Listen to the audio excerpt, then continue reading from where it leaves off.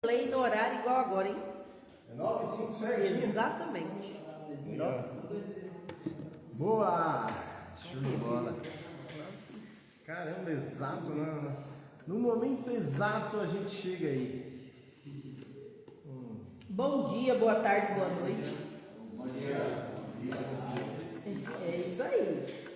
E boa noite. É uma forma que a gente resolveu, iniciarmos a nossa reunião, porque tem famílias que às vezes não conseguem assistir no horário, né? Aí, para elas não se sentirem excluídas, né? Se elas estiverem assistindo em outro horário, que seja no período da tarde ou da noite, elas se sentirem aí também, né? Cumprimentada ou cumprimentada? Boa pergunta. E aí, né? Boa pergunta. Mas arrisca um aí, vai que vai. É isso aí. Já começou, né, mocinho? Né, mocinho? Já, nosso não, combinado já não tá valendo mais, não sei né? mais, olha lá, é São Paulino. Eu te acho na saída, viu, companheira? Brincadeiras à parte é que eu falo pra eles, pega alguém que não vem na reunião, que tá lá fora pra ela tomar os remédios e tal, mas eles vêm aqui dentro buscar quem tá interessado em participar da reunião. Pega quem tá de férias lá fora, pô. Quem tá estudando não, pô. Quem não tem compromisso, quem tá de férias, Quem tá de férias vai lá, pô. Caça eles. Mas tá bom, faz parte. Tem o horário aí dos atendimentos, tem que ser seguido, né? Pra seguir a ordem direitinho aí. E aí, como é que foi o final de semana, galera? Foi tudo bem? Graças a Deus. Foi da hora? Enquanto isso, as famílias estão entrando aqui, né? Para A galera participar. entrando, cara. Vocês têm... Quem conversa aí, ó, no bate-papo com a família, vocês têm convidado eles? Vocês têm perguntado se eles estão assistindo? Ou não? Seja sincero, não tem problema, só... Ah? Minha família está assistindo. Tá? Legal, show. E o restante? Eu ainda não falei com a minha família. Ainda não? Eu queria comentar com ela, mas eu não Comenta. Vai falar com ela hoje? Então comenta. E vocês, já falaram com a família? Galera, pede, cara. Pede pra família assistir. Porque é o seguinte, qual que é o intuito? Ajudar eles também, né? Ajudar a família também a entender onde eles podem estar errando, entendeu? Porque é o seguinte, você vai sair lá para fora, você vai voltar. Se a família não adquirir nada de conhecimento, 98% ela vai ser um grande gatilho para te empurrar, velho, para baixo. Então assim, é a dica. Mas também o direito de escolha é de vocês, né? Assim, tá tudo certo. Mas pede, não deixa de pedir não, tá bom? Conversa, busca mostrar, fala, ó, é importante também vocês entenderem melhor sobre vocês mesmos. Beleza? Eu quero muito, o meu pedido é para o quê? Para ajudar vocês, cara. Eu quero ver vocês bem lá fora. Eu não quero ficar vendo você aqui dentro toda hora como paciente. Não quero mesmo, cara. Não faz sentido.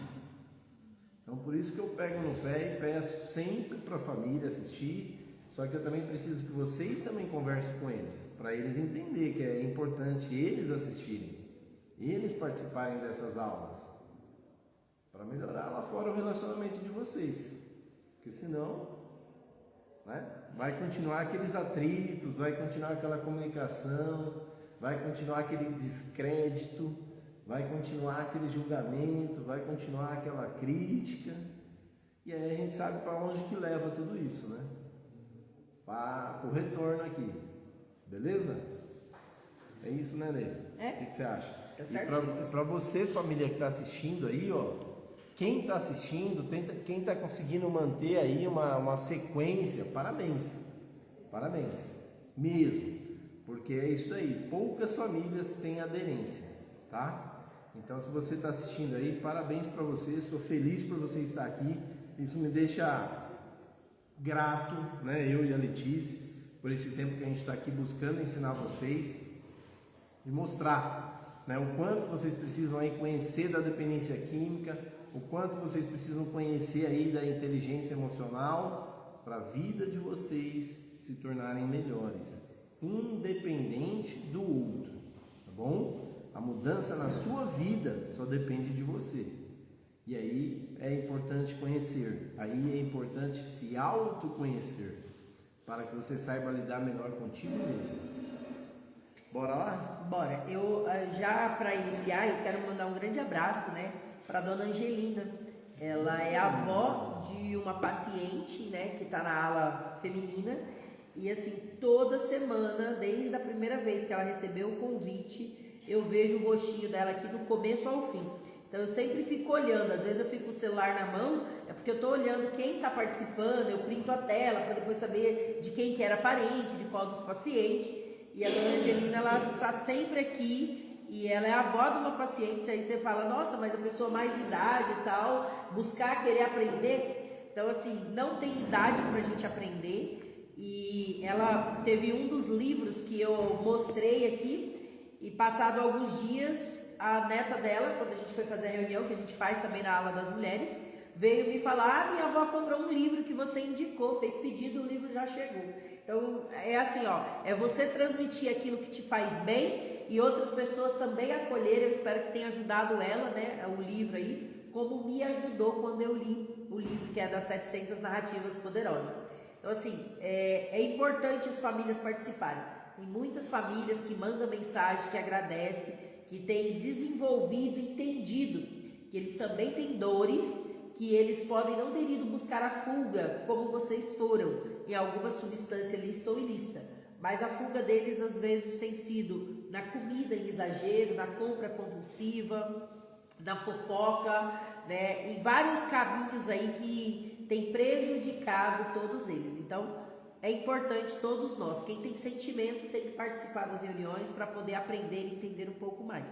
Nós dividimos com a família de vocês, né? Ontem a família de todo mundo recebeu o convite para participar, e o tema que a gente mandou é relacionado ao medo, né? O quanto o medo tem aí paralisado, travado, sabotado, né? Os teus passos, né? As suas direções.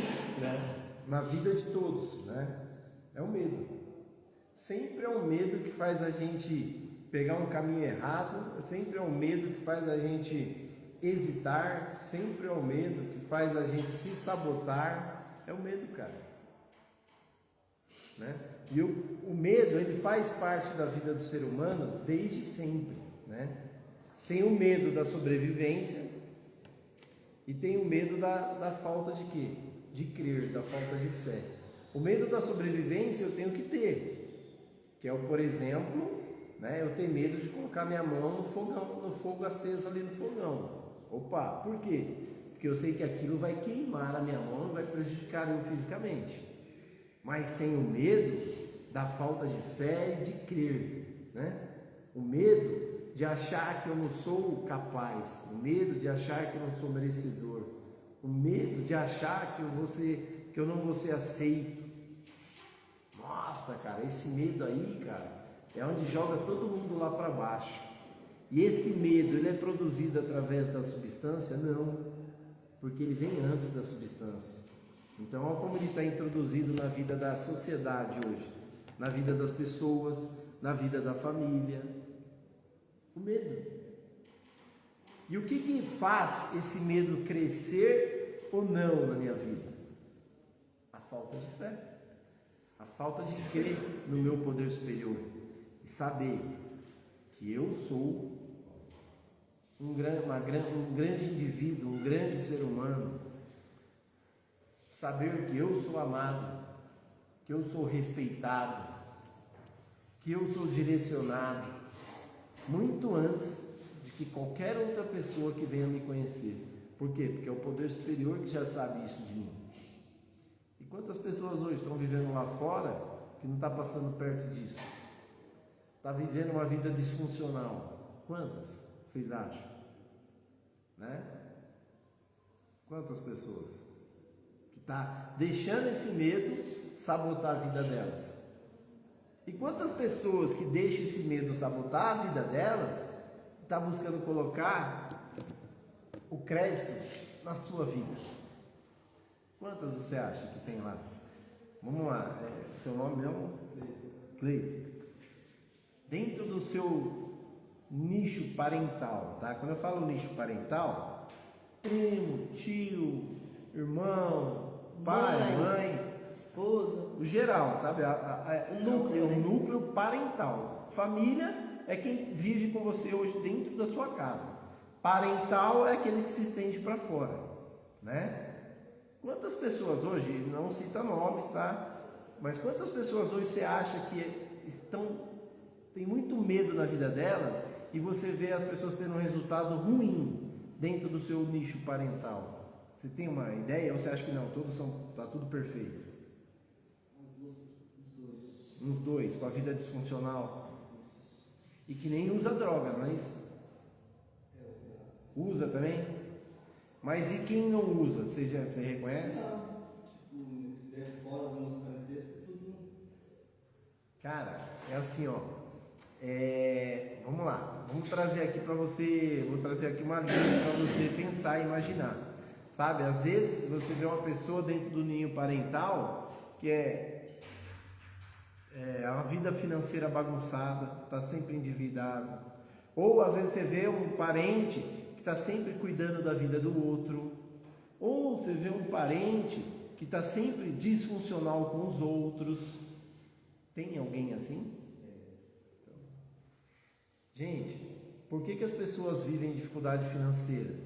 Porque tem medo de acreditar que pode viver o melhor financeiramente na sua vida do que já viveu em todos os tempos. É o medo. É o medo de quê? Buscar o conhecimento, é o medo de fazer diferente, é o medo de ser ousado. É medo. E tem mais, tem gente que tem medo de possuir algum bem material e os outros familiares começar a pedir.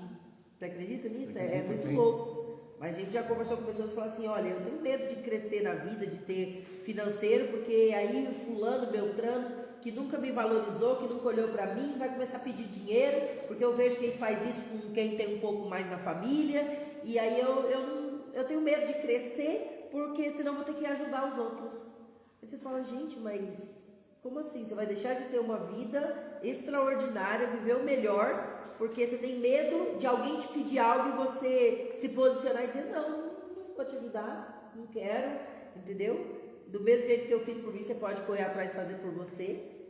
Tem casos que você pode ajudar, se você sentir, mas tem casos que você tem que se posicionar. Porque muitas vezes o outro não cresce porque você está sempre ali, resolvendo e fazendo para ele. E aí ele não tem medo, porque ele sabe que a hora que ele precisar, ele tem aonde ir buscar, uma fonte onde ele sugar, então ele não vai crescer. Então muitas vezes as pessoas passam por certas situações porque ela não olha para ela da forma que ela deveria. Então assim, muitas vezes você acolher demais alguém, você está podando o crescimento daquela pessoa. Gostei, isso aí. Você está tirando, né, da pessoa o crescimento. E aí é onde você entende, principalmente a família, aí é você onde entende o quê? Quantas mães vivem aí com medo de internar o filho? Ele não vai me perdoar. Ele não vai mais querer saber de mim. Ele vai me odiar. Olha o medo que essa pessoa tem. Só que é o quê? A falta de fé no poder superior dela, a falta de crença e a falta de posicionamento como mãe, de falar, eu sei que há como vencer isso, eu sei que tem um caminho, só que eu preciso agir, eu preciso tomar posicionamento, independente daquela pessoa, porque aquela pessoa ela está doente, e a pessoa quando está doente não sabe tomar as melhores decisões, então essa mãe precisa agir. Assim, a quantidade de mães, de pais, de esposos que chega até a gente, cara, e tem esse medo, cara, o medo de fazer o certo, o medo, e eu não estou falando por internar, não é só o internar, e não é o internar no Gálata, não é isso, é de buscar qualquer outro tipo de ajuda, qualquer outro tipo de tratamento para aquele indivíduo. E eles falam, mas eu tenho medo. E aí esses medos que eu falei aqui. E aí você fala, uau! Na hora ali eu vou buscando mostrar para elas e buscando clarificar para elas entenderem o quanto elas precisam agir. Mas aqui hoje, nesse bate-papo nosso, olha aí, a falta de fé, como faz o medo criar raízes, crescer e tomar conta da nossa vida. E é esse medo que vai o quê? Esse medo emocional que vai aprisionando a gente dentro de uma gaiola cada vez mais. Uma gaiola fechada, sabe? Sabe quando vai transportar o passarinho? Não sei se vocês já viram aqui, você põe um passarinho na gaiola e muitos, né, aqueles caras mais profissionais, eles fazem o quê? Eles encapam a gaiola. Hã? Isso aí, né? Porque o passarinho não... É isso aí. Porque gera o que no passarinho? Desespero, ansiedade. O medo, né? E aí acontece tudo isso aí, a partir do medo que gera a ansiedade, o desespero. Então faz isso. Então quantas... Quando você vai transportar o cavalo, você faz a mesma coisa. Tampa ele, né? A visão. Deixa só retinho aqui. Ele viu, senão ele fica apavorado e não sobe. Então olha para você ver como o que eu estou falando aqui faz total sentido. Quantas mães, pais, esposas estão vivendo desse jeito, com esse medo, se debatendo dentro ali desesperadamente por não agir. Só que o que faz não agir? É não ter fé. Então, ó, o que a gente vai falar aqui hoje, que eu acho muito legal, é assim, é o lance do poder superior. Por quê, velho? Por que o poder superior ele é tão forte nos 12 passos? Por que o poder superior ele está em todos os lugares? Por que tanta gente fala dele? Mas poucos seguem ele, realmente. Poucos buscam ele literalmente para criar uma intimidade com ele e falar, cara, é aqui, eu preciso seguir os passos desse cara, porque senão não vai. Então, quantas famílias hoje tá vazia, tá oca? E aí tem Aí um mais uma detalhe. pergunta pro Cleito. Cleito, quantas vezes sua família sentou numa mesa de casa? Aí eu trago para a família, tá? Esquece parentes, família dentro de casa. Quantas vezes sua família sentou dentro de casa e buscou? E eu não tô julgando, pelo amor de Deus. Eu estou trazendo, se você quiser, eu coloco eu como exemplo, que é a mesma coisa, não é diferente de você. Mas quantas vezes sentou numa mesa de casa e buscou, por exemplo, trabalhar a espiritualidade, ler a Bíblia, estudar, buscar conversar um com o outro para ver o que entende, para estudar a espiritualidade dentro do lar, que seja uma vez, 2 vezes na semana. Isso eu estou falando ao longo da sua vida. Quantas vezes teve isso? Essas partes de espiritualidade, em casa é muito forte. Você faz, todo mundo tem a sua religião, né? Tem a nossa. Isso aí. Dentro do que vocês acreditam, é isso aí. A parte de espiritualidade de casa é muito forte. Mas tinha estudo bíblico entre vocês? Eu falo assim, sentar a família e estudar juntos. Porque assim, uma coisa é eu ir na igreja, tá? Eu vou lá na igreja, eu participo daquela reunião, daquela confraternização ali, o culto. Outra coisa é eu trabalhar isso dentro do meu lar. Parte de filho, mas um que sente, mas daí são meu pai e minha mãe. Então assim, vocês entendem o que eu estou querendo dizer assim? Porque a minha família também não foi diferente. Minha família também tinha muito isso lá atrás, de frequentar a igreja, mas não fazer esse trabalho dentro de casa, sabe? Sentar, vamos ter o nosso momento, porque eu desenvolver nesse papel dentro de casa, o que eu ajudo com os meus filhos? A cada vez mais potencializar o que? O poder da fé, o poder de crer no seu poder superior, velho. Porque aí lá fora, a hora que ele estiver lá fora, na fase que ele começa a se tornar um adolescente, na fase que ele começa a ter que tomar decisões mais arriscadas, ele já vai saber quem ele é, porque ele já vai ter fé no poder superior. Ele vai saber que ele já é uma pessoa muito amada e respeitada e que ele não precisa da aprovação dos outros, entendeu? Então tem muito isso, né, de não ser trabalhado dentro do lar, né, Letícia? Muita a parte da, vamos dizer assim, que a gente fala religiosidade, né?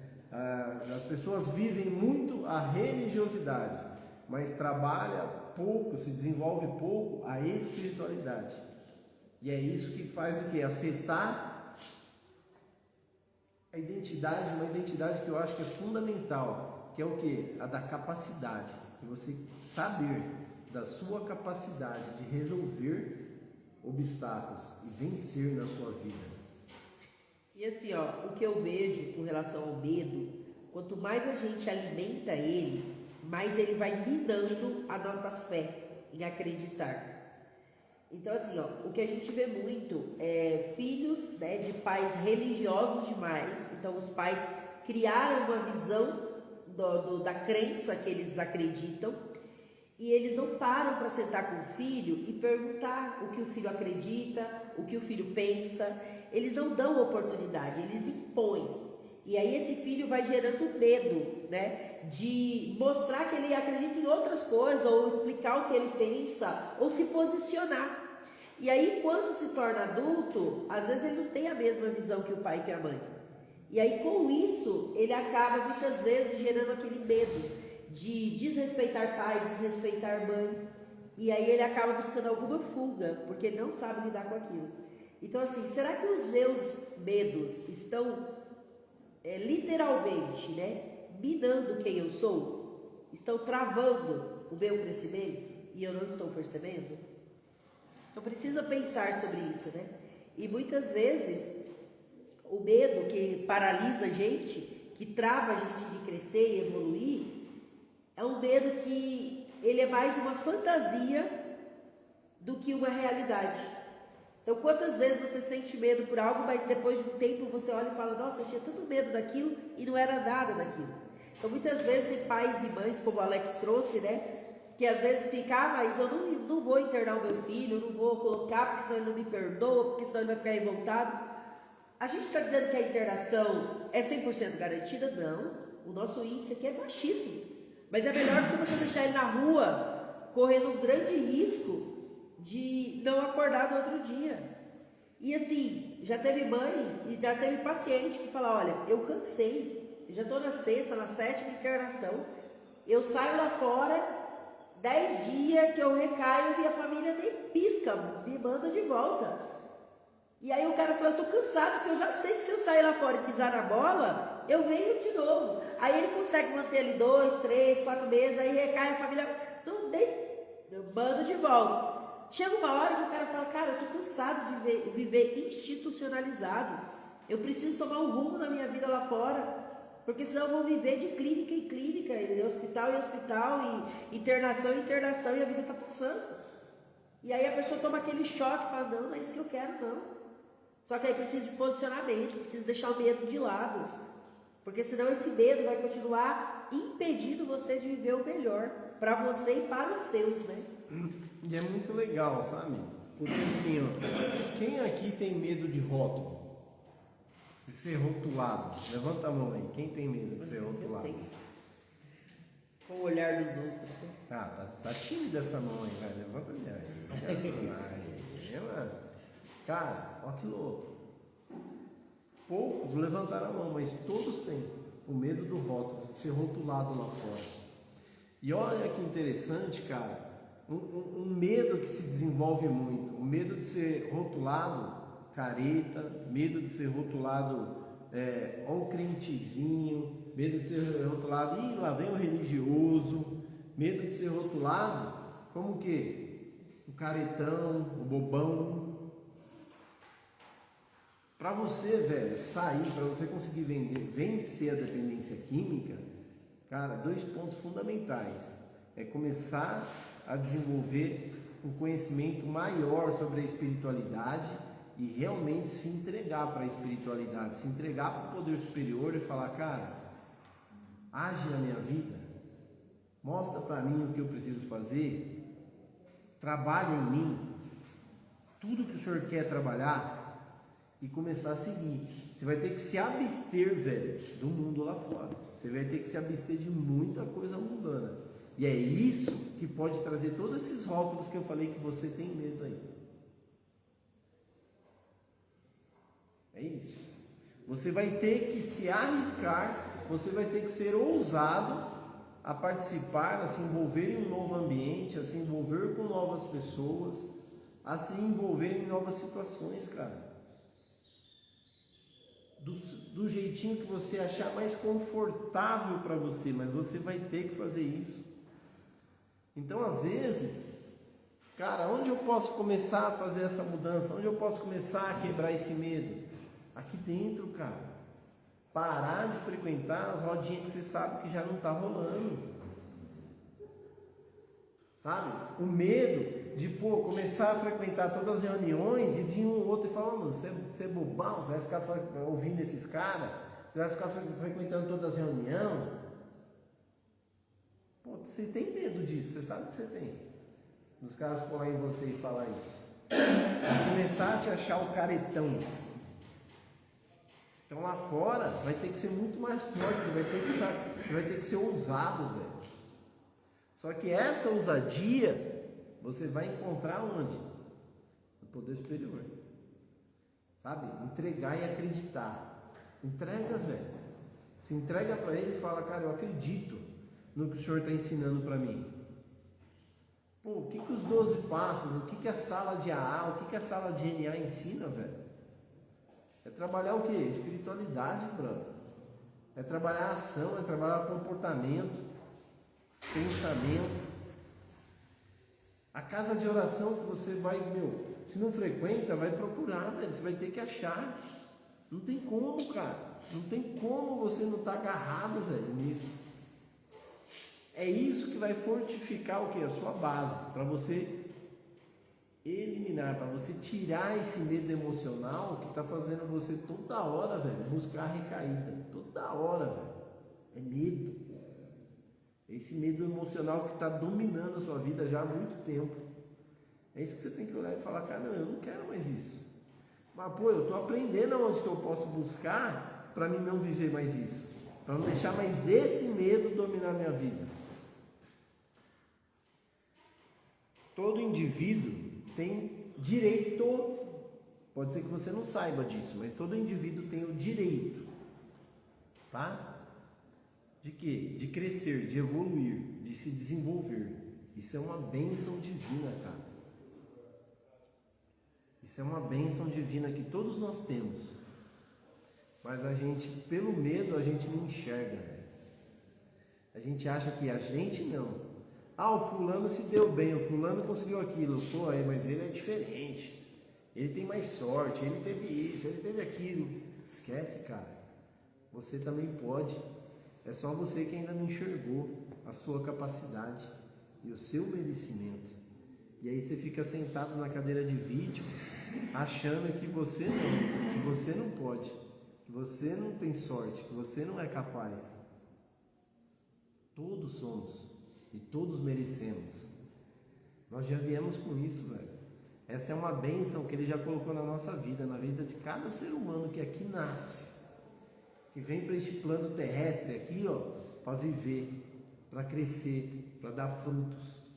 Tu é uma árvore, cara. Você só não enxergou isso, desculpa. Tu é uma árvore. Você veio para dar frutos.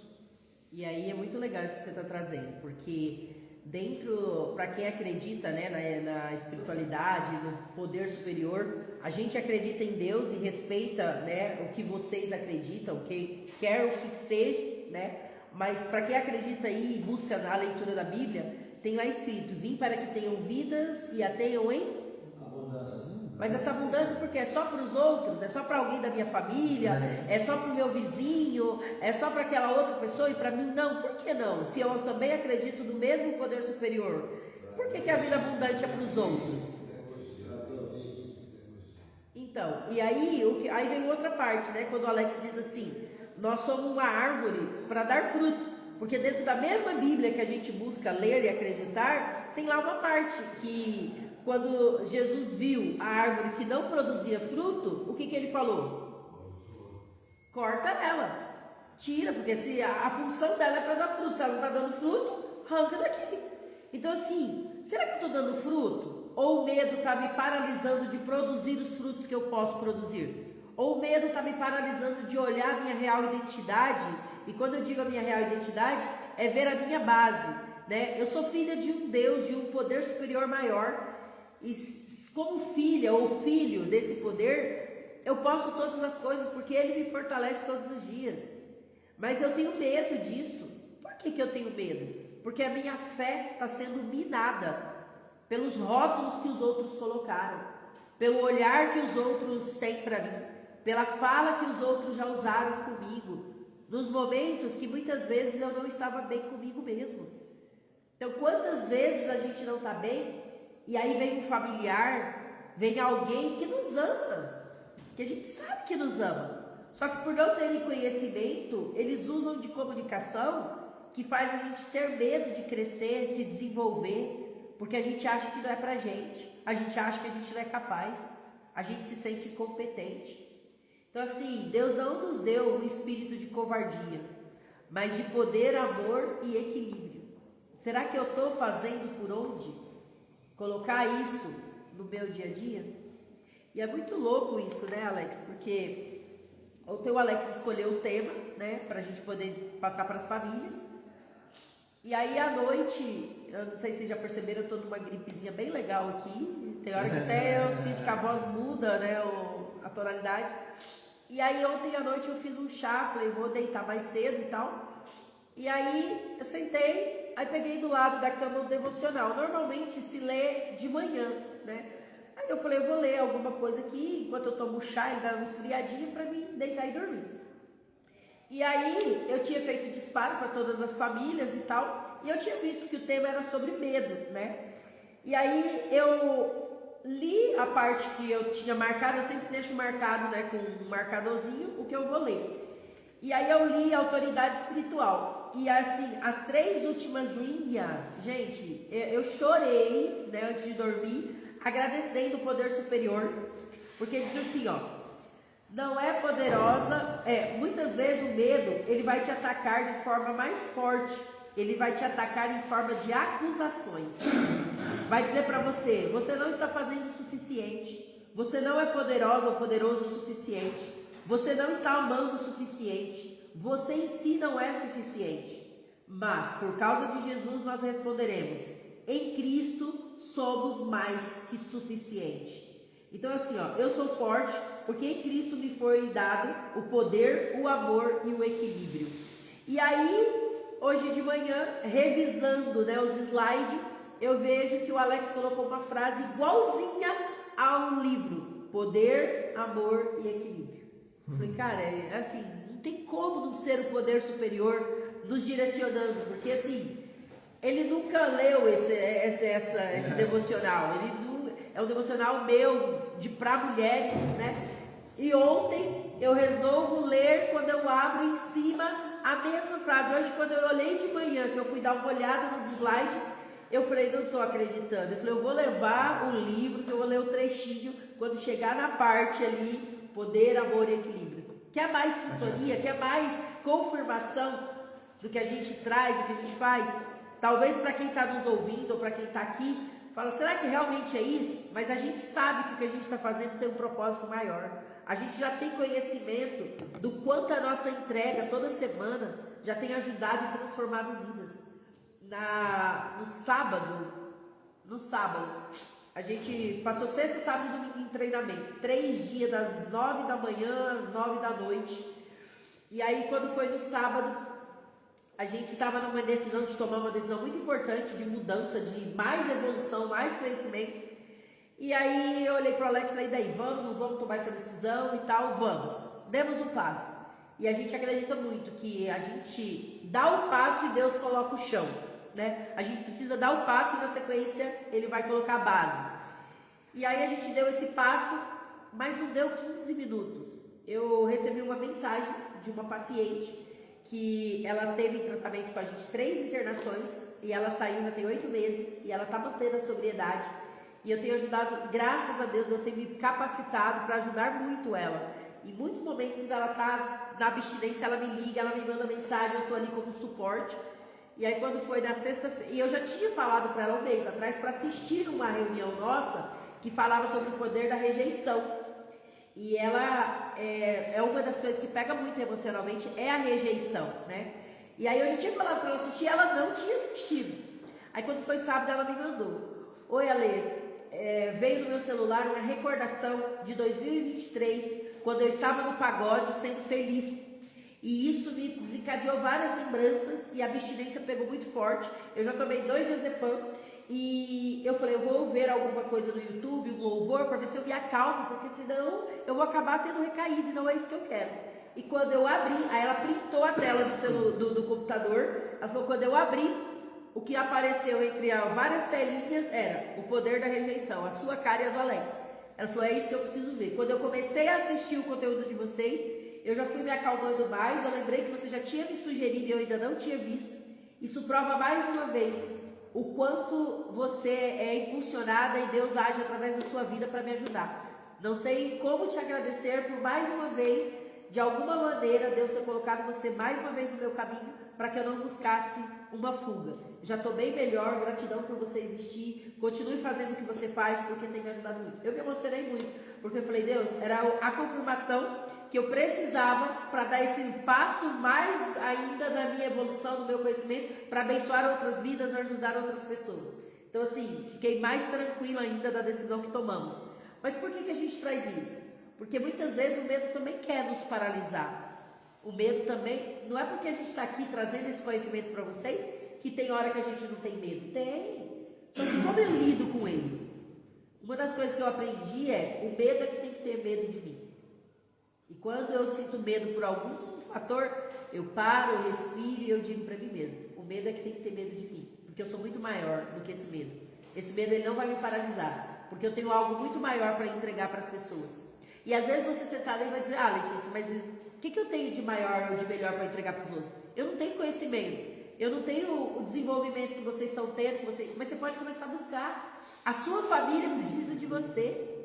O que você pode se desenvolver é para o seu mundo, para as pessoas que estão perto de você. O mundo de cada um aqui é diferente um do outro, porque a sua realidade é diferente uma da outra. Pode falar, Fábio.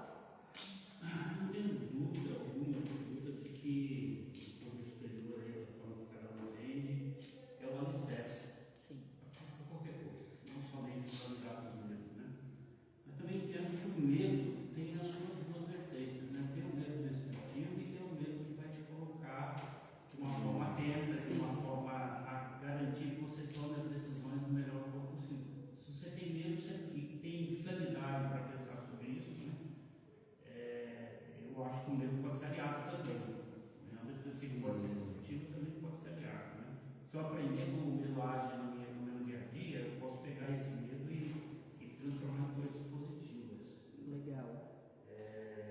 Se a gente pegar aí uma oração que a gente faz todos os dias, a oração da serenidade deixa isso bem claro. A oração da serenidade, para quem não sabe, é um trecho da oração de Santo Agostinho, que é muito mais completa e é pura espiritualidade. Legal isso. E já veio o primeiro trecho, né? Aceitar aquilo que eu não consigo resolver. Isso não é se entregar. Na verdade, a primeira palavra é ter serenidade para entender que eu não consigo resolver e saber lidar com isso. De alguma maneira eu vou ter que saber lidar. Então tem medos que não vão sair da gente nunca. Eu só preciso conhecê-los e saber como agir quando esse medo se aparecer, né? Vamos dizer assim. Quando ele der as caras, eu preciso saber como me posicionar, o que vou fazer. Só que vamos ser sinceros. A maioria dos medos, eles têm sido medo que tem nos preparado, vamos dizer assim, ou nos ajudado a não errar, ou a maioria tem sido medo que nos paralisa? Eu acho que se a gente tiver como metrificar, sim. Vamos falar assim, seriedade, se a gente tiver são, acho que a gente consegue observar rápido e equilibrar esse negócio. Né? Agora, estamos insanos, estamos sobre efeitos, seja de substância, seja de uma depressão, seja de uma crise de ansiedade, a gente pode ficar sério. Sim, a gente não consegue. E é isso que é o interessante: é começar a buscar o conhecimento e colocá-lo em prática. Porque não adianta ficar obeso de conhecimento se a gente não colocar aquilo em prática. Então, assim, reconhecer aquilo que gera o medo. Né? O que tem que gerar do medo? Ontem mesmo teve uma mãe que mandou assim para mim: eu vou assistir sim a essa reunião de vocês, porque eu já estou com muito medo quando meu filho sair do tratamento. Tá, o que está gerando esse medo nela? A falta de conhecimento. Porque quando você vai adquirindo conhecimento, o medo vai ficando muito mais fácil de lidar. Controlar isso. E você pode usar ele a seu favor, exatamente. Entendeu? É muito legal isso, porque mostra plenamente, e você vê que desde o começo eu defendi, eu falei, existe o medo desde os primórdios da vida humana, né? Desde o início do planeta o medo existe. Ele é bom, só que o que as pessoas fazem? É isso que você acabou de falar. O não saber lidar, ele faz o quê? Ele cresce e domina a gente. Ele aprisiona a gente, porque eu não sei lidar. Daí a importância, que nem também gostei muito do que você falou, eu trabalhar, fazer a minha parte em busca do quê? De colocar a espiritualidade valendo na minha vida. Você entende? Por quê? Porque a partir do momento que eu tomo ação diferente, que eu tomo um direcionamento diferente, as coisas começam a acontecer. Gente, o poder superior é o seguinte, ele vai respaldar você de tudo aquilo que você não consegue, de que não está nas suas mãos. Só que só a partir do momento que você se posicionar e agir diferente. Eu acho que o primeiro medo que as pessoas não têm, né? Isso não é dar comigo para ser na primeira pessoa, acho que é a terceira pessoa. É a hora que a gente nasce. O primeiro medo, sair do meu conforto pelo ventre da minha mãe. Isso aí. Nasceu o medo, entendeu? Nasce um ser humano, nasce o medo. Perfeito, junto, né? exemplo. É igual muitas mães dizem assim, né? A mãe fala, né? Quando meu filho nasceu, já nasceu uma culpa grudadinha junto. Porque a maioria das mães tem aquele monte de sentimento de culpas. Ai, por que eu fiz isso? Ai, por que eu não fiz aquilo? A culpa já vem junto com a figura mãe, vamos dizer assim, né? Então, o medo, ele nasceu uma criança, o medo já nasce junto. Porque é muita coisa diferente daquilo que você estava acostumadinho ali durante um processo, né? Dentro da barriga. E sabe o que é interessante, galera? Que eu busco, olha pra você ver como que a gente fala, né, cara? Eu busco muito, chega muitas pessoas, né? Muitas famílias, muitas mães, muitas esposas, pela internet, né? Pra falar com a gente. E muitas delas não têm condições financeiras de arcar com o quê? Com o tratamento. Tá? E aí a gente busca mostrar e clarificar para elas começar o quê? A participar das nossas reuniões, né? A seguir a gente nas redes sociais e lá dentro começar a receber os convites para assistir as reuniões de forma gratuita e online. Então, pode dizer, ela vai assistir em casa, velho, sentadinha no sofá dela. Mas é a mesma coisa. O índice dessas mães, dessas famílias que buscam fazer algo diferente é praticamente quase zero. Não assiste. E aí, às vezes ela pega e manda aquele áudio, ai, minha vida, não sei mais o que fazer, o meu filho, ai! Mas ela não busca fazer diferente. Então ela tem um profissional ali explicando para ela que ela precisa, eu estou falando assim bem resumido aqui, tá? Precisa conhecer sobre a dependência química, precisa conhecer sobre a inteligência emocional, precisa conhecer como lidar com a doença dentro daquele lar, e ela pode receber isso de maneira gratuita. Então, quer dizer, é uma oportunidade, mas essa mãe assiste. Mas ela acha que é só o problema é o filho, entendeu? As esposas acham que é o marido. Para vocês verem o quanto é difícil, o quanto a gente teima em o quê? Em ficar amarrado no problema, cara. Manda lá, vai lá. Eu tenho um problema assim. Eu era que pegava a minha substância de preferência e ia para casa. Mas a mulher queria assim tratar dos problemas da sobrinha que casou com o cara lá que não deu certo.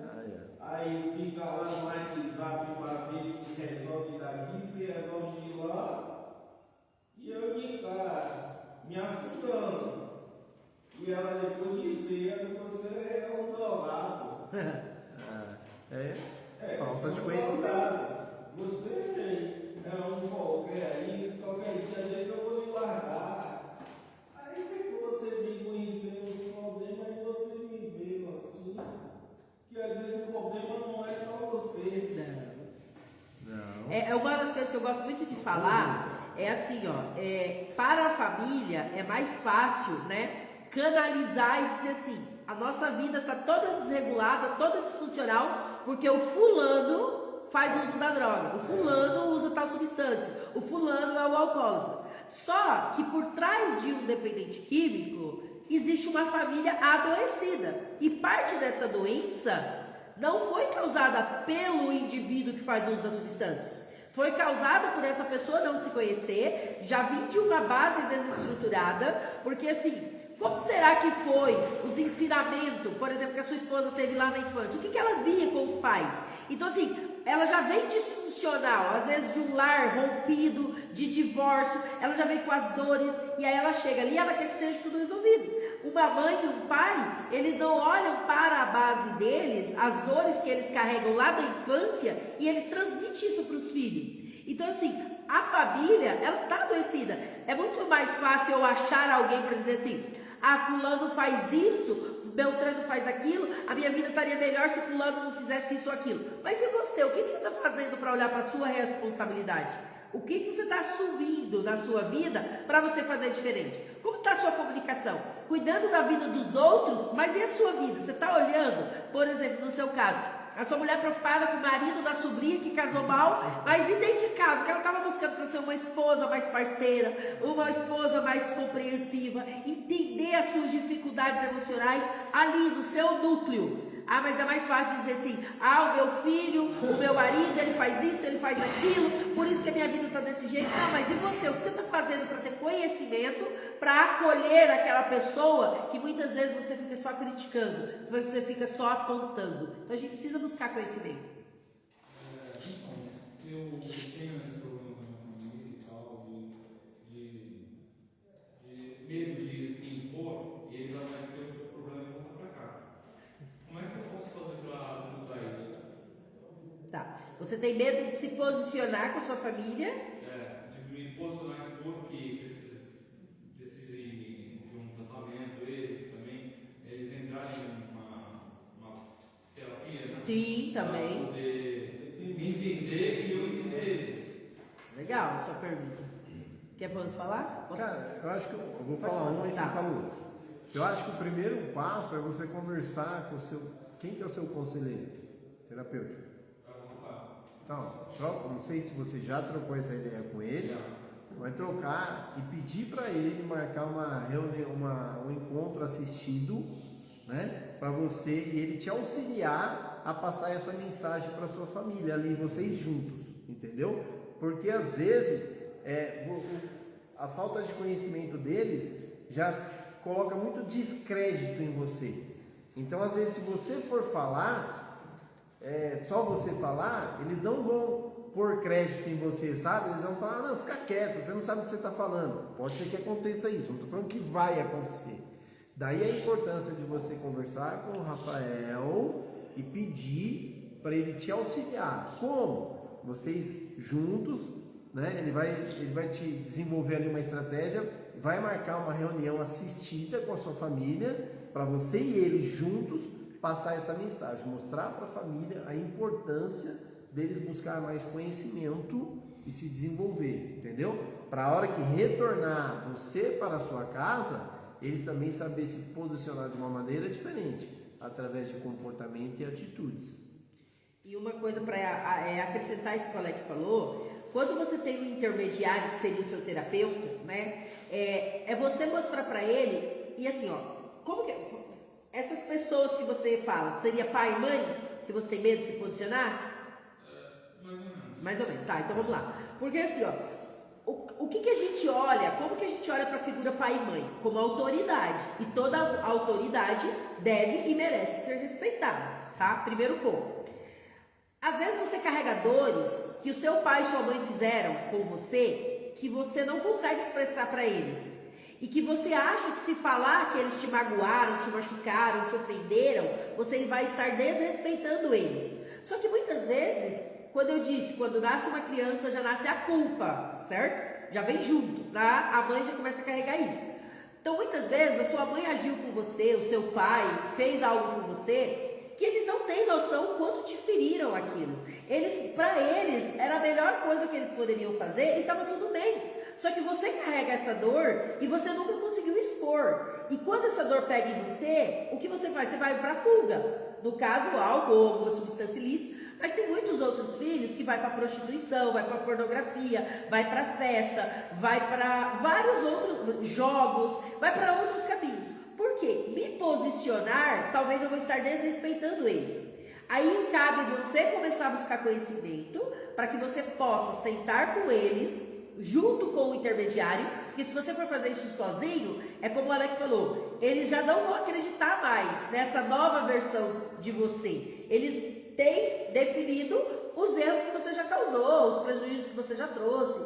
Então, assim, é o alguém intermediário para quando você começar a mostrar sua dor, que assim, quando alguém chega e mostra algo que você errou, é gostoso de ouvir? Não. Não é gostoso. Como o meu brother falou, aquilo que eu fiz antes não é o que eu falo agora. Sim, não define, o seu passado não define quem você é. Só que a sua família não tem esse olhar. Então, quando você começar a falar, por exemplo, mãe, você me magoou, mãe, você me ofendeu, pai, você fez isso comigo, aquela vez que você me bateu na frente das pessoas, aquilo me gerou um sentimento muito ruim, eu me senti incapaz, aquela vez que você fez tal coisa, porque muitas vezes, quando você vai falar isso, o pai e a mãe vai olhar e vai dizer assim, nossa, mas por que ele tem esse sentimento? Porque para o pai e para a mãe, aquilo não era o motivo de ter causado uma dor emocional em você. Só que causou, gerou algo em você que te magoou, te machucou. Porque cada ser é único. Então, assim, uma das coisas que eu falo é, não meça o sentimento do outro com a sua régua, com o seu termômetro. O que para você pode não ter o mesmo peso emocional, para o outro pode ter muito maior. E principalmente na criança, na infância. Porque eu sempre trago isso, eu gosto muito de trazer isso. Isso é neurociência, é estudo, é conhecimento. Vocês podem buscar onde quiserem, quem está nos assistindo pode buscar. 80% do que somos hoje como adulto é do que a gente viu, ouviu e sentiu, aonde convivemos até os 12 anos de idade. Então, como foi a sua infância? Será que quando você fazia algo, como eram os gritos que você ouvia? Como era a chinelada que você tomava? Como que era a repreensão dos adultos que conviviam com você? E isso foi trazendo para você aquele medo de falar, não gosto disso, não quero que você me trate dessa maneira. Você aceitava, porque assim, os adultos que estão me dando o que comer, o que beber, eu tenho que ficar calado. Porque uma coisa que eu sempre trago é, criança nunca teve vez e nem voz. E continua até hoje.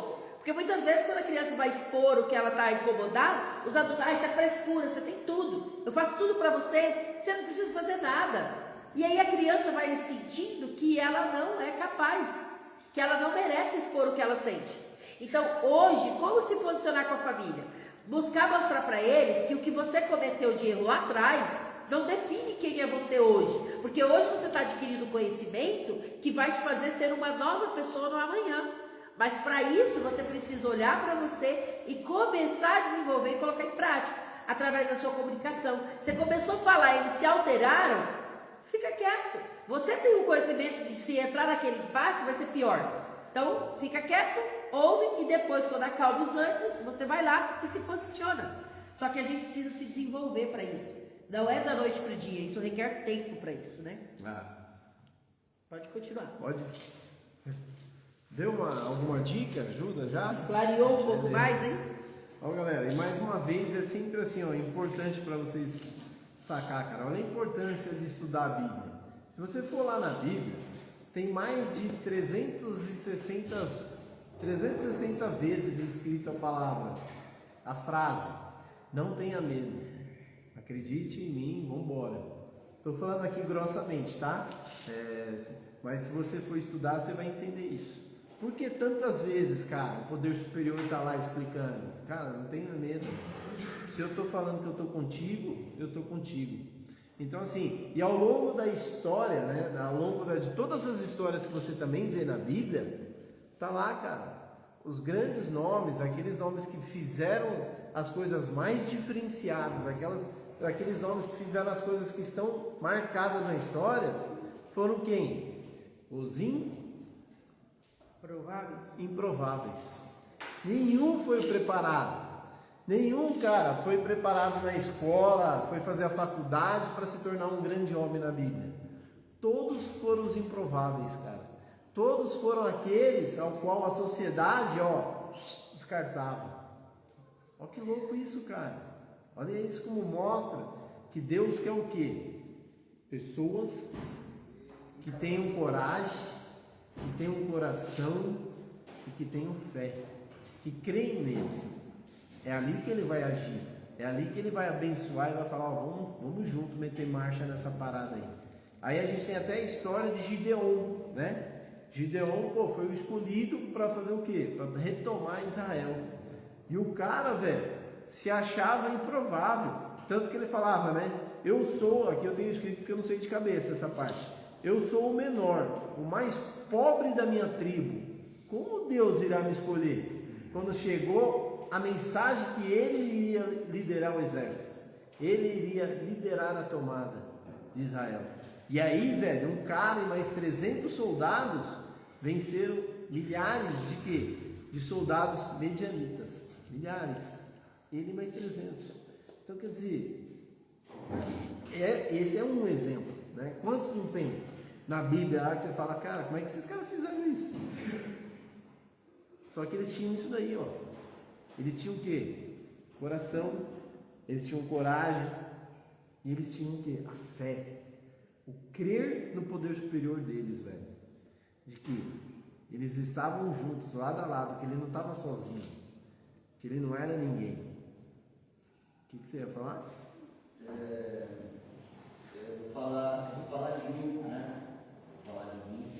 Eu achei interessante aí 3 tópicos que vocês falaram aí, né? O medo, a família, a mesa e o rótulo, né?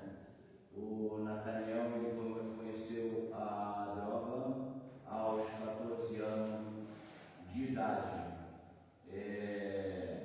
Então eu conheci a droga aos 14 anos de idade. Eu não tive medo de nada.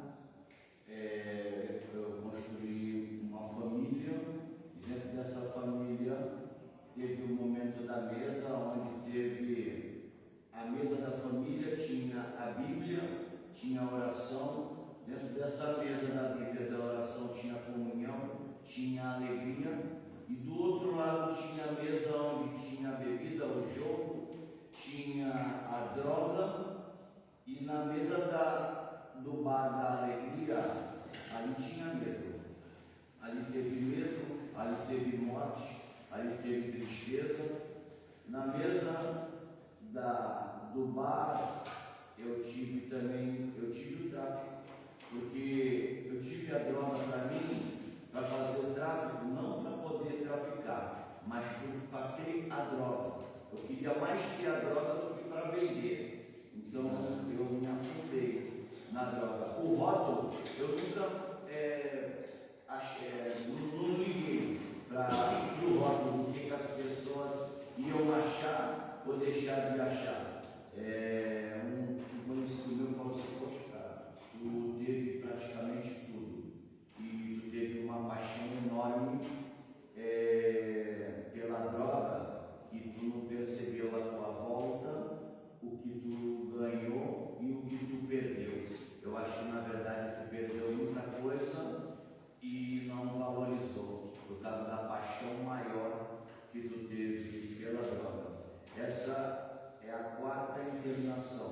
Eu vim aprender bastante coisa hoje, quando eu conversei com a minha filha, ela está em São Paulo, e ela falou, pai, o senhor não ligava, na verdade, mas amigas minhas falavam, poxa, eu vi o teu pai estava lá embaixo, junto com os caras, assim, assado, e tal, isso me matava de vergonha, mas fica aí, pai, hoje a gente entende como uma doença e tal. Eu perdi um trabalho agora numa multinacional, dia 3 de abril, perdi um trabalho numa multinacional. Então todo esse processo ele passou, né, na minha vida. Hoje com 54 anos, eu estou voltando para minha casa hoje com uma cabeça boa. Tenho 28 dias que eu entrei numa empresa e cansou, cara. Eu perdi, eu me entrego, eu vim para cá. Eu não tenho medo que a empresa não fique comigo ou não. A minha família está lá. O desafio que eu tenho: dia 28 eu volto para casa. Dia 2 de setembro, a minha filha, a mais nova, faz 14 anos. Sabe o que ela pediu para mim? A liberdade. A que eu ganhei há 40 anos atrás e deu esse reboliço todo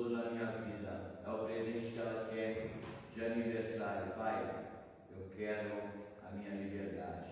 Então, meu maior medo hoje é encarar o dia 2 de setembro. Não tenho medo de nada. Meu maior medo hoje é o dia 2 de setembro, que eu vou ter que encarar o aniversário dela e ela falar: pai, eu quero a minha liberdade. Aí eu volto meus 40 anos lá atrás e lembro de tudo isso que aconteceu e eu vim parar aqui hoje. Aí eu começo a ter medo do rótulo também, da mesa, do bar. Aí ele aumenta numa potência muito maior, né? E quem você acha que é o cara que mais pode te preparar e te ajudar para isso?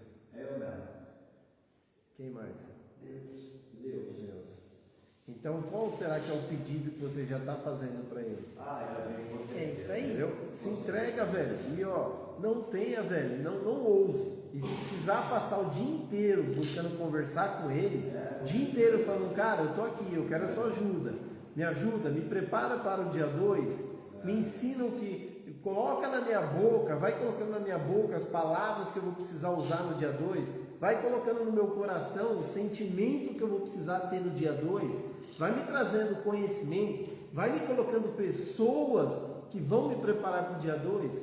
Olha quanta coisa a gente tem que ir pedindo. Inclusive tem uns companheiros, sem dó. tem uns companheiros aqui também que são fantásticos, mas infelizmente até o dia 2 eles também não vão estar, não vão estar mais aqui, que tem me ajudado bastante, cara. Mas vai uns e vem outros, entendeu? Mas pode ser que vai ter outro, mas pede para ele preparar, velho. Entendeu? Não fica preocupado no sentido de, cara, será que eu vou dar conta? Não. Pai, eu tô aqui, me usa. Usa eu para ser a pessoa que vai saber dar a melhor resposta para minha filha no dia 2. Pede para ele te preparar. Pede para ele. Não traz para ti o peso. Divide com ele. Divide. Tá lá. Poder superior. Entrega a ele suas maiores aflições. E pede para ele te ajudar a resolvê-las. Porque você hoje não sabe qual é o melhor caminho, qual é a melhor resposta. Mas ele pode te mostrar. Ele nos capacita, né? Pra gente finalizar. Deixa a gente só dar, eu já vou abrir aí, mas deixa só a gente dar a dica final aqui, ó. Vamos lá. Sinais de sabotagem do medo na sua vida. Vamos lá, Lê. Primeiro, ainda não é o momento certo. Quem não fala isso, né? Ainda não é o momento certo de fazer. Ainda não é o momento certo de eu agir assim. Isso é um dos sinais de medo. Preciso ter tudo sob o meu controle. Esse é outro sinal de que o medo está aí instalado, entendeu? Adiando decisões e postergando oportunidades. Então também é um sinal de medo. Então a gente precisa parar, fazer uma análise. Eu estou usando em qual momento, em qual situação essas frases na minha vida. Ainda não é o momento de eu agir, ainda não é o momento certo de eu fazer, ainda não é o momento certo de eu falar, ainda não é o momento certo de eu explicar. Mas espera aí, será que não é o medo que está me paralisando? Então, eu quero estar no meu controle primeiro, porque senão, nunca vai estar no controle da gente. Nunca. Tem coisas que você fala assim, não, está tudo sob controle. Aí você vai, de repente, uma vírgula, você perde a linha, porque não está no controle da gente. A gente não sabe nunca como o outro vai reagir, como o outro vai se posicionar, o que o universo vai mandar para fazer a gente acordar para certas situações, como vai ser. E ainda tem gente que está adiando, postergando, deixando para depois algumas oportunidades de se posicionar e de fazer diferente aquilo que precisa ser feito. Como vencer esse medo, Alex? Vai lá, dicas importantes. Fala aí, pode falar. Não chama quem está pronto e sim quem está disponível. Então, assim, como eu venço, né, o medo? Muitas vezes, o poder superior, ele não vai pegar quem está pronto, quem está preparado, mas quem está disponível, quem está ali pedindo, quem está ali mostrando que está querendo. Quantas vezes tem gente que está preparado para uma vaga, mas está sossegado e não está disponível, então aquela vaga vai ser preenchida porque tem quem está disponível para assumir ela. E às vezes nem está tão preparado quanto o outro. Mas se você está mostrando que você está disposto e disponível a assumir o que precisa, você vai ser colocado naquela função. Coloque no lugar da ansiedade o planejamento e a oração. Então começou a gerar ansiedade, peraí, eu estou sentindo uma coisa aqui, estou ansioso, peraí, deixa eu começar a fazer uma oração, deixa eu pegar uma caneta de papel, começar a fazer um planejamento. Por exemplo, para você, como eu vou falar com a minha mãe, com o meu pai, como eu vou me posicionar, escreva no mínimo 10 tipos de frases, de palavras, depois você vai dividir com os profissionais, começa a ter planejamento. Muitas vezes a gente quer agir e não planejou nada.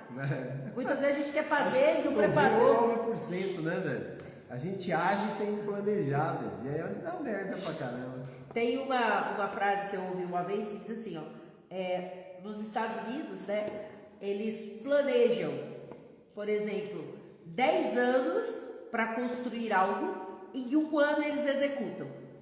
No Brasil, eles planejam em 1 ano e leva 20 para executar. Por quê? Porque eles não planejaram para colocar. E aí, quando vai começar a fazer, você vê que deu errado aqui, você tem que desmanchar a lista, porque não teve o planejamento que se precisa fazer. Então, como estamos planejando a nossa saída, a nossa volta, como está sendo a nossa oração e o pedido para isso? Terceiro, comece dando o primeiro passo. Então, assim, não tem como eu subir uma escada de 20 degrau já pisando ali no 8º, no 10º.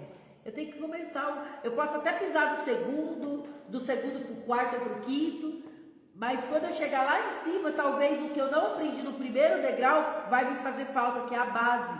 Eu preciso saber, eu preciso conhecer. Muitas vezes a gente não está querendo mexer nessa base da infância.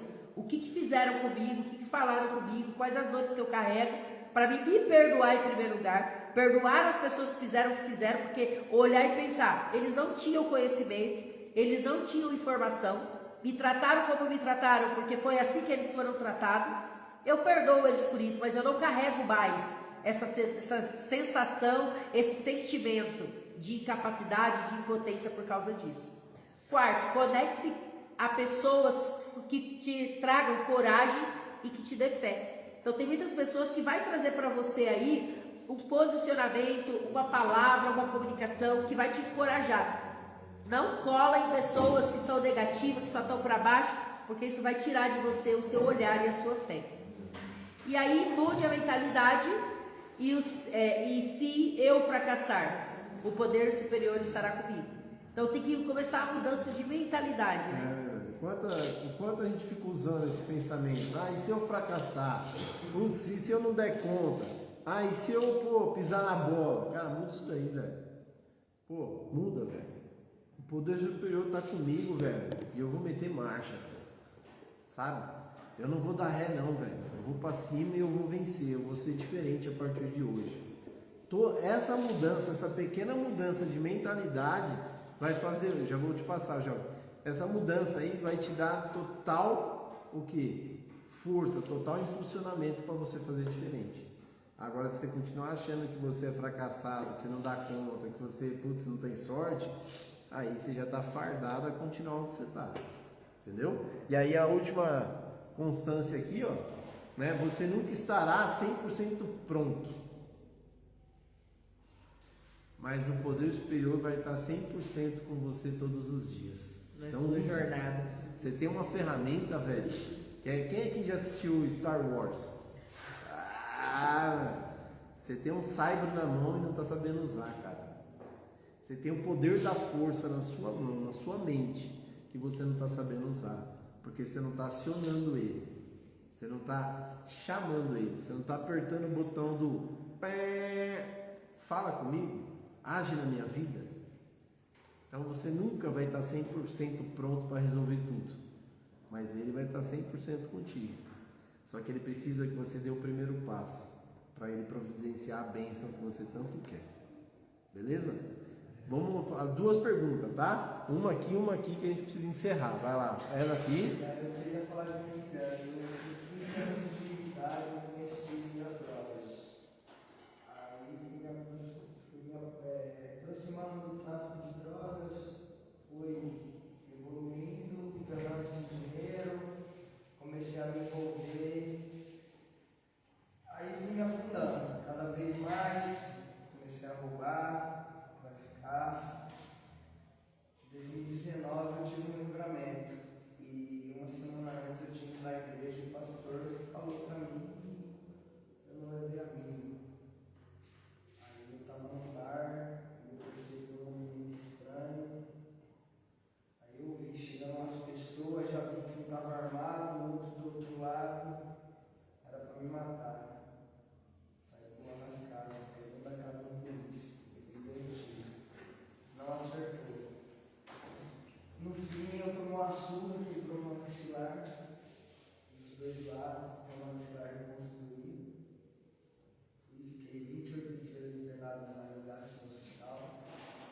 saí, falei que não queria mais isso para minha vida, me recuperei.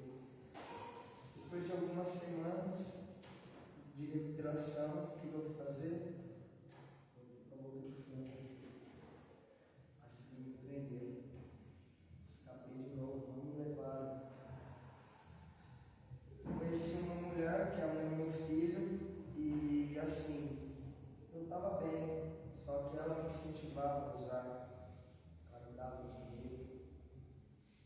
E foi fundando, separei dela. A última vez que eu vi meu filho foi quando eu fui registrado, até hoje não vejo, ele tinha 15 anos, 15 dias de vida.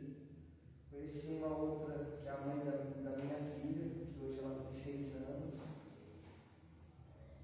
Dela não tenho o que falar, eu tenho que pedir perdão para ela, tanto que ela que eu tive a oportunidade, eu vou fazer isso, porque ela sempre me deu força, quem pisou na bola fui eu. Tive vários livramentos e só fui me afundando cada vez mais. E eu vi que não estava mais dando, sabe? Chega no. Parece que você está no fundo do poço. Eu estava pedindo para Deus tirar minha vida, porque eu não aguentava mais. Aí foi onde eu tomei essa decisão de vir atrás e eu não quero mais isso para minha vida nunca mais. Legal, cara. Parabéns pela decisão. Só por hoje é possível. Legal. Você, jovem, fala aí. Então, eu ia falar quando eu cheguei mesmo quase no fim. Eu tive 6 anos preso e eu tive o privilégio de, quando eu estava preso, eu li o conteúdo da Bíblia inteira. Se você falar para mim, você entendeu tudo da Bíblia, eu vou falar para você que não, porque é meio impossível. Você é meio impossível, não, é impossível você entender a Bíblia por completo. Sacerdotes, ninguém conseguiria entender a Bíblia por completo. Mas o Eclesiastes 3 não diz para você viver a vida insanamente, pois há um tempo determinado para todas as coisas aos olhos de Deus? Aos olhos de Deus, sempre há. Só que assim. E o que você entende com isso? Só pra mim. Boa. O que você entende nesse Qual é o seu momento? entendimento sobre isso? Para viver insano, porque as coisas vão acontecer no tempo que tem que acontecer? Mais ou menos isso? É mais ou menos como se fosse isso. Tá. Entendeu? Até ele olha e fala, nossa, um bandista falando de Deus e tudo mais, as pessoas têm um pouco fechado em relação à parte de religiões, alguns que não conhecem Umbanda, para a gente começar um centro de Umbanda, você tem que orar o Pai Nosso e a Ave Maria para você poder começar. Então eu tenho um conhecimento assim, bem amplo Da espiritualidade, não religiosidade. Exatamente, Mas daí eu entendo, como há um tempo determinado das coisas aos olhos de Deus, há tempo de viver, há tempo de morrer, há tempo de plantar, há tempo de colher, etc. Sim. Eu entendo isso daí como se você tivesse que viver a sua vida, obviamente, regradamente, mas com as suas escolhas, por isso que tivemos o livre-arbítrio perante a Deus. Era isso que eu queria que chegasse. Eu estava esperando para ver, porque assim, o livre-arbítrio, tá? Há um tempo determinado para todas as coisas. Só que tem parte também que diz assim, ó, que ele é um Deus amoroso, né? Que ele é um Deus bondoso e que ele nos justo, ele dá os direitos de escolha. E assim, ó, aí vamos lá. Tem uma parte na Bíblia que diz assim, né? Deixa eu ver se eu lembro com clareza para trazer para vocês. Diz mais ou menos como você. Eu já li também, mas eu não vou lembrar o versículo, mas diz mais ou menos assim, né? Eu não sei qual que é o tipo das coisas, não nega para o teu filho. Imagine um pai, Deus vai negar para você, vai deixar você padecer, vai deixar você sem, vamos dizer assim. É alguma coisa nesse sentido, né? Se nem as aves do céu deixam os seus filhos sem nada, imagine Deus, não vai deixar você padecer por nada. Mas ele te dá o livre-arbítrio de escolha. Há um tempo determinado, sim, para todas as coisas. Só que nesse mesmo quesito, como sendo um pai amoroso, é igual o colega ali, ó. A filha dele de 14 anos pediu a liberdade. Ele tá, como um pai, ele tá naquela. Se eu dou a liberdade para ela, e daqui 40 anos ela tá na mesma pegada que eu tive. Porque eu tive essa liberdade aos 14 e eu não soube usá-la. Mas ele vai achar a melhor forma de dizer, filha, não vou conseguir te segurar, não vou conseguir te aprisionar nos meus braços no amor de pai. Eu quero que você conheça isso, você tem tal caminho que você pode fazer, tem tal coisa que você pode não fazer. Mas assim, a vida é sua, a escolha é sua. Da mesma forma, há um tempo determinado sim para todas as coisas. Só que como um pai amoroso e bondoso, tem coisas que ele permite para que ele sabe a hora que vai acontecer a mudança. Só que muitas vezes ele quer que você vá para você perceber que ele, como um pai amoroso, está ali para te acolher. Só que ele vai permitir que você viva e passe por aquele sofrimento. Por exemplo, tem gente que diz assim: nossa, mas Deus permite a pessoa passar por abuso sexual? Ser abusada? Que poder superior é esse? Eu, a Letícia, passei por abuso aos 11 anos. Ficou no meu inconsciente por 20 anos. Eu fiz muita coisa de errada na minha vida sem ter clareza que eu me permitia ter relações com pessoas que eu não queria, mas por causa do vínculo que tinha com aquele abuso de não me sentir valorizada. Você fica cigado, praticamente. Mais ou menos que isso. Só que eu não tinha uma lembrança clara. Há 5 anos, quando eu busquei me autoconhecer, que eu acessei essa memória do abuso, eu fui buscar entender e estudar o porquê que isso tinha acontecido comigo. E hoje eu faço uma pós voltada para abuso sexual na infância e pedofilia. Porque virou um propósito ajudar outras crianças a pedir socorro se estiver sendo abusada. A identificar quando um abusador está com segundas intenções. Porque muitos dos abusadores estão dentro do núcleo familiar. E comigo, nunca ninguém me perguntou: Letícia, tem alguém fazendo algo com você que não deveria? Tem alguém tocando no seu corpo de forma que não poderia? Nunca tive um pai e uma mãe, e hoje eu já perdoei esse, porque eles também não tiveram conhecimento, de sentar comigo e me ensinar sobre regra de proteção, de me ensinar do toque bom e do toque ruim de outras pessoas. E hoje eu gosto de passar a ensinar isso. Quer dizer, existiu um tempo de eu sofrer naquele processo, existiu 20 anos passando por coisas que como castigo eu me permitia vivenciar, porque eu não me sentia bom o suficiente para ter um relacionamento saudável. Só que o tempo para todas as coisas, que hoje é olhar para aquilo e não pegar aquilo mais como dor e não ter medo mais de falar sobre o assunto. Porque tem pessoas que precisam aprender e conhecer. Quantos de vocês já viveram quantas coisas ruins dentro do uso da substância? Vocês podem pegar isso como uma força para ajudar quantas crianças e adolescentes. A gente ouviu o outro com 14, o outro com 15. Começar desde a base a falar: olha, você está com 7, 8, 10 anos. Cuidado com o caminho que você está tomando, porque pode te levar a pegar a sua história de vida como um propósito. Conseguir ajudar um pouco mais? O seu... É que eu psiquiatra estava me chamando. Beleza, vai lá. Mas volta para outra reunião. Uma coisa que eu ia falar também, do abuso.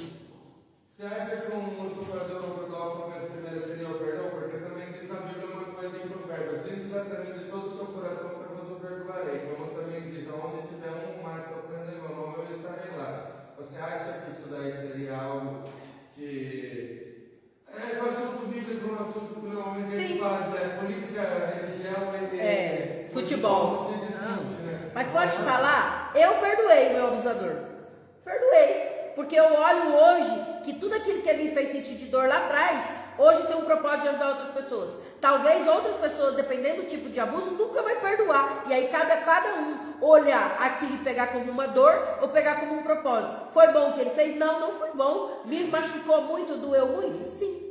Só antes, Ele vai pagar o preço pelo que ele fez. só antes de você sair, o que Jesus fez na cruz? Quem que Jesus perdoou? Ele perdoou Barrabás, perdoou certo. Perdoou todas as pessoas. A vida dele. Todos os pecados nossos foi perdoado na cruz.